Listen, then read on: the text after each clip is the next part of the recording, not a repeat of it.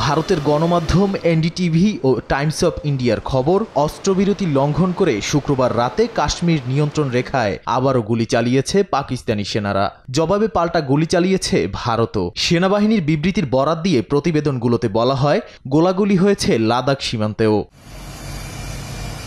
দুই দেশের চলমান উত্তেজনার মধ্যেই দ্রুত সমাধান খোঁজার পরামর্শ দিয়েছেন মার্কিন প্রেসিডেন্ট ডোনাল্ড ট্রাম্প। যুক্তরাষ্ট্রের স্থানীয় সময় শুক্রবার এয়ারফোর্স ওয়ানে সাংবাদিকদের সঙ্গে আলাপকালে ট্রাম্প ভারত পাকিস্তানের বিরোধকে ঐতিহাসিক আখ্যা দেন। বলেন, ভারত পাকিস্তান নিজেরাই কোনো না কোনোভাবে এটি মিটিয়ে নেবে।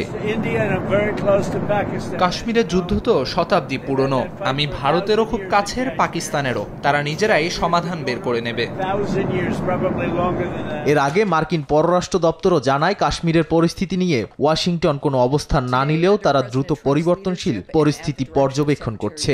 এছাড়াও যুক্তরাষ্ট্রের সরকার তাদের নাগরিকদের ভারত পাকিস্তান সীমান্তের 10 কিলোমিটারের মধ্যে ভ্রমণ না করার পরামর্শ দিয়েছে।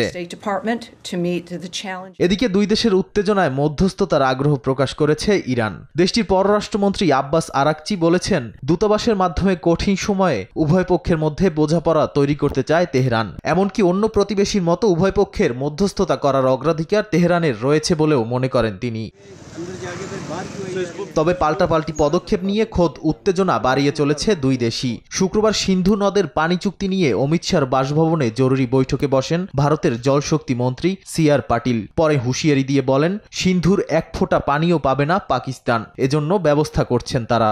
এর আগে ভারত যদি পানির প্রবাহ আটকানোর চেষ্টা করে, তাহলে সেটিকে যুদ্ধ পরিস্থিতি হিসেবে বিবেচনা করে পাল্টা ব্যবস্থা নেয়ার হুঁশিয়ারি দিয়েছিল পাকিস্তানের পররাষ্ট্র মন্ত্রণালয়। এর মধ্যে সিন্ধু পানি চুক্তির প্রধান পর্যবেক্ষক বিশ্বব্যাংককে না জানিয়ে ভারত এ সিদ্ধান্ত নিয়েছে বলে উঠে আসে দ্য হিন্দুর প্রতিবেদনে। তবে ভারতীয় এক কর্মকর্তার দাবি, পাকিস্তানকে আগেই জানিয়ে দেয়ায় বিশ্বব্যাংককে জানানোর কোনো প্রয়োজন নেই।